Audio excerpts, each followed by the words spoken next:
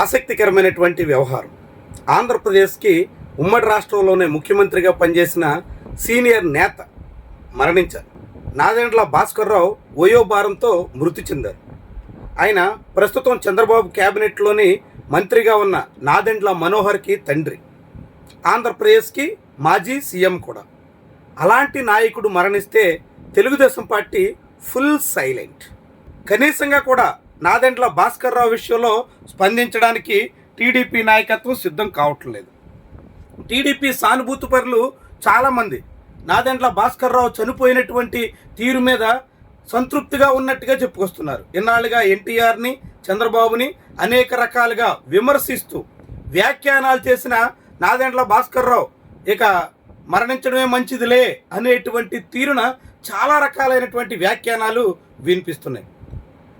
ఆశ్చర్యకరమైన విషయం ఏంటంటే తెలుగుదేశం పార్టీ చాలామందిని, ముఖ్యంగా వైఎస్ఆర్సీపీని సైకో పార్టీ అని విమర్శించడం మనం చూస్తుంటాం.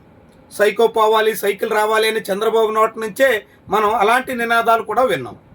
అలాంటి తెలుగుదేశం పార్టీ నేతలు ఇప్పుడు తమ సహచార పార్టీకి చెందినటువంటి సీనియర్ నేత నాదెండ్ల మనోహర్ తండ్రి చనిపోతే చాలా తీవ్రమైనటువంటి స్థాయిలో పైశాచికత్వాన్ని ప్రదర్శిస్తున్నాయి. నాదెండ్ల భాస్కర్రావు చనిపోవడాన్ని కూడా ఆనందిస్తూ, ఆస్వాదిస్తూ, ఆహ్వానిస్తూ కూడా పోస్టింగ్స్ పెడుతున్నాయి.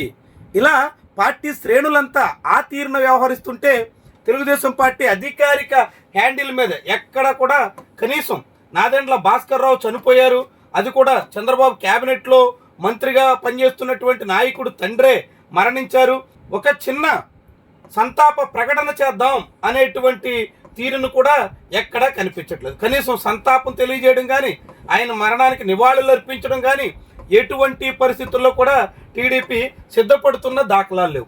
కారణం ఉండొచ్చు, చంద్రబాబు నాయుడు మీద తీవ్రమైన విమర్శలు చేయడం, చంద్రబాబు పుట్టు పూర్వోత్తరాలు కూడా చెప్పే ప్రయత్నం చేయడం, ఇవన్నీ నాదెండ్ల భాస్కర్రావు పదే పదే చేస్తూ వచ్చారు.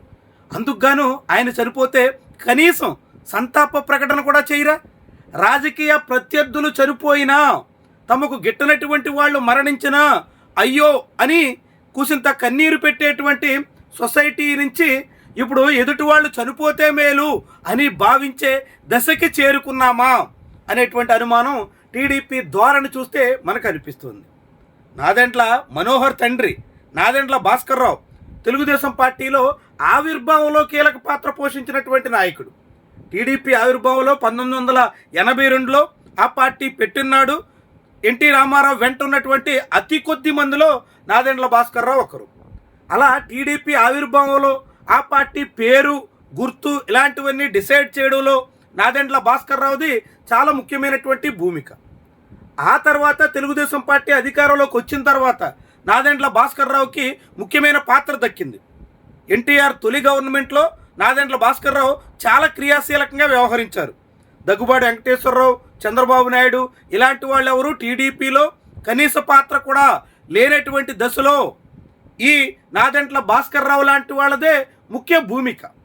అలా నాదెండ్ల భాస్కర్రావు క్రియాశీలకంగా వ్యవహరించారు కాబట్టే, కీలక పాత్ర పోషించారు కాబట్టే ఎన్టీ రామారావు ఆరోగ్య అవసరాల రీత్యా అమెరికా వెళ్ళినప్పుడు 1984లో ఆయన బాధ్యతల్ని నాదెండ్ల భాస్కర్రావుకి అప్పగించారు.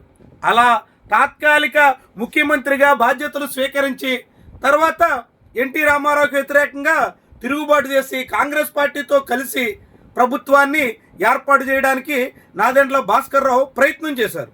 అది చాలా పెద్ద స్థాయిలో వివాదంగా మారింది, దేశవ్యాప్తంగా దుమారం రేపింది. ప్రజాస్వామ్య పరిరక్షణ పేరిట ఆంధ్రప్రదేశ్ అంతటా చాలా పెద్ద ఉద్యమానికి దారితీసింది.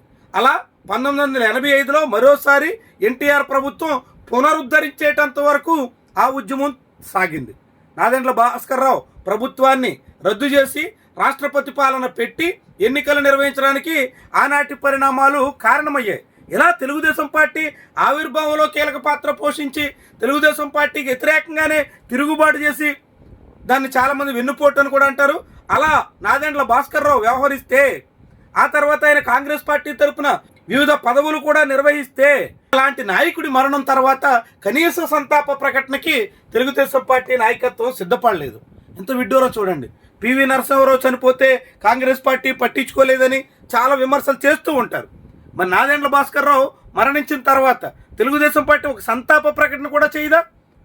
కొణిజేటి రోసయ్య మరణించినప్పుడు జగన్మోహన్ రెడ్డి ప్రభుత్వం పట్టించుకోలేదు అనే విమర్శలు కూడా చేశారు. మరి ఇప్పుడు నాదెండ్ల భాస్కర్ రావు ఉమ్మడి రాష్ట్రానికి ముఖ్యమంత్రిగా పనిచేసినటువంటి నాయకుడు, తమకు గిట్టొచ్చు నచ్చకపోవచ్చు ఏదైనా కావచ్చు, కానీ ఒక సంతాప ప్రకటన విడుదల చేయడానికి కూడా టీడీపీ నాయకత్వం సిద్ధం కావడం లేదంటే నాదెండ్ల భాస్కర్ రావు వైఖరి చంద్రబాబు నాయుడిని ఎంతగా కలచివేసిందో, టీడీపీ నాయకత్వానికి ఏ రీతిన కలవరం కలిగించిందో మనందరికీ ఇట్టే అర్థమవుతుంది. ఏమైనా నాదెండ్ల భాస్కర్ రావు కనీసంగా నాదెండ్ల మనోహర్ తండ్రిగానైనా ఓ ప్రకటన విడుదల చేస్తారని ఆశిస్తే జనసేన పార్టీ కూడా ప్రకటన ఇచ్చింది, సంతాపం తెలియజేసింది. తెలుగుదేశం పార్టీ, ఆ పార్టీ నాయకత్వం పూర్తిగా సంతాప ప్రకటనలకు దూరంగా ఉంది, నివాళులర్పించడానికి కూడా సిద్ధం కాలేదు. అదే సమయంలో టీడీపీ శ్రేణులు మాత్రం తీవ్రమైనటువంటి సెటైర్లు అయితే సోషల్ మీడియాలో వేస్తున్నారు.